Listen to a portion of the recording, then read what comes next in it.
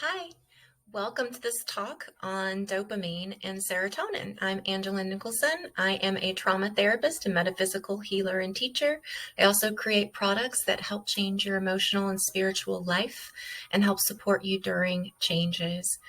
Please visit my website at colorofkismet.com or head on over to Patreon and check out what we're doing over there. I've got stuff going all over the place.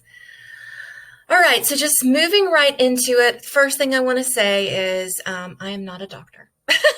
I am not a medical doctor. I did not go to medical school. I have a master's degree in social work and a lifetime of experience working with people who have severe trauma, people who have PTSD, and under a lot of really terrible circumstances. So I've worked with people throughout my career that have had significant trauma, and I consider myself a student and seeker around this topic.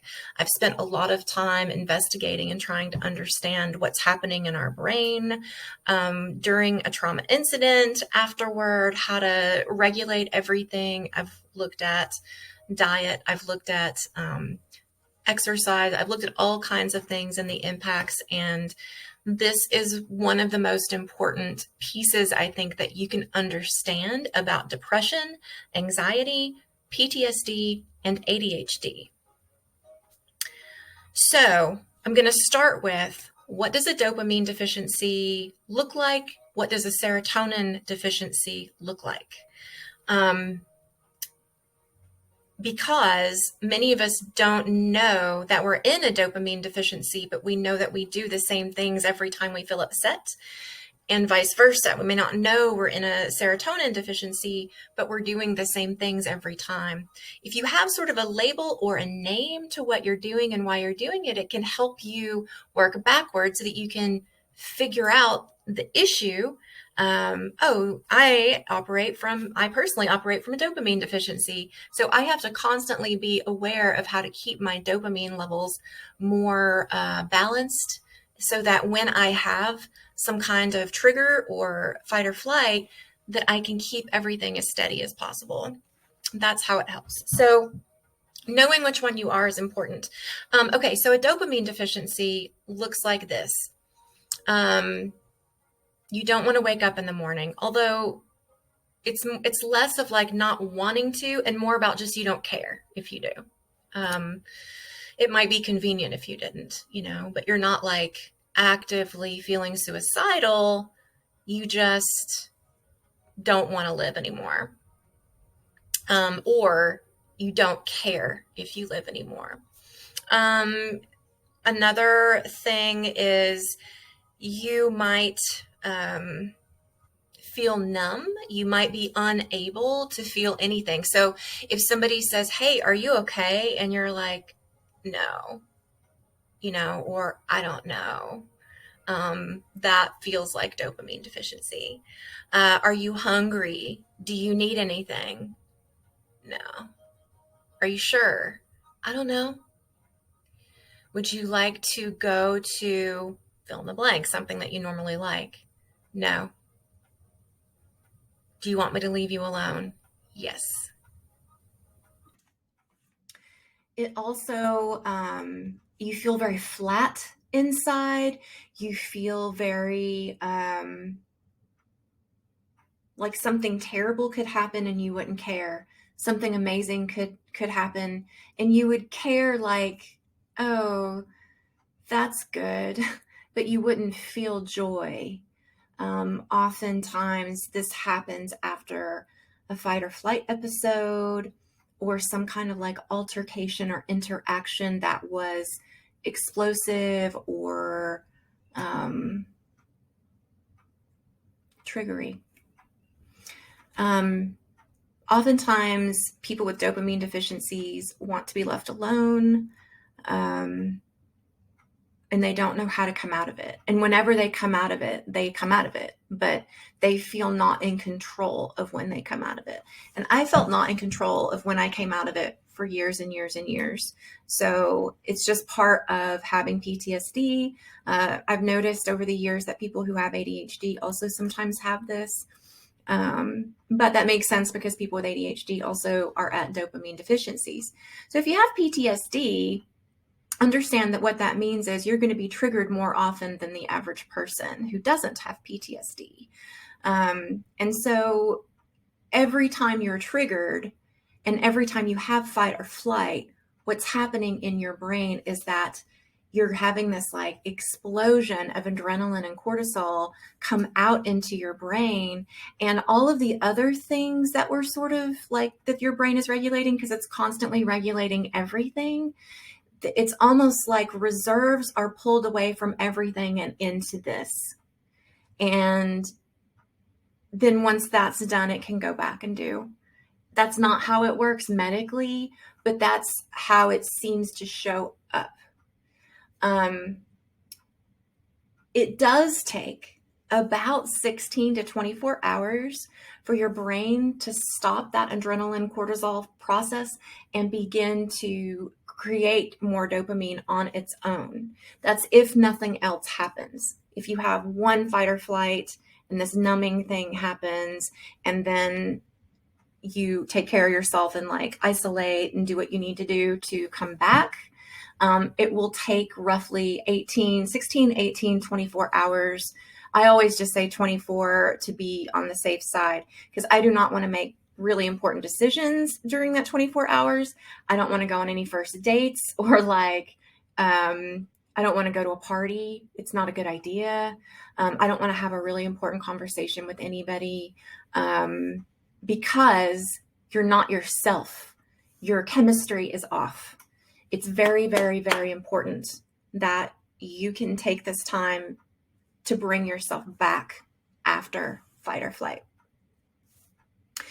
Now, if you have a serotonin deficiency, that looks more like ugly crying, actively wanting to kill yourself, inability to see reason. And I say this cautiously because when you're in that place, if somebody says you're not seeing reason, you're like, oh my God, you have no compassion.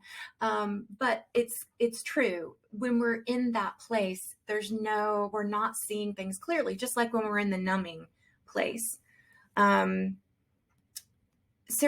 deficiencies don't always, having fight or flight is going to interrupt your dopamine, which is going to interrupt your ability. Let me say this differently. Serotonin deficiencies aren't always caused from fight or flight. That's dopamine. Serotonin is mostly made in our gut. And if you have been a person who has suffered with depression your whole life, like deep depression, the very first thing I'm going to tell you to do is get your diet under control. Stop eating processed foods and stop eating sugar. Stop eating sugar. Stop it. Stop it. Because all it does is wreak havoc on both our dopamine production systems and our serotonin, but in particular, our serotonin. There's a lot of things that it does metaphysically also that I will not get into in this video, but I want to make sure that people understand that at its core, if you are dopamine deficient, you are numb. If you are serotonin deficient, you are actively wanting to die. You are in ugly cry. You are hopeless. You cannot see a way out. When you're in dopamine deficiency, you can't see a way out, but you don't care. Okay, do you see the difference? Okay, so if you want to, the biggest thing you can do if you're in serotonin deficiency is stop eating sugar. Like, stop it right now. Stop eating processed things and move toward whole foods as much as you possibly can. Bring in heavy proteins. If you eat meat, eat more. If you don't eat meat, bring in protein in other ways. But bring in an increase of protein. Like, that's a really important part. That's an important part for both, actually, but in particular with serotonin.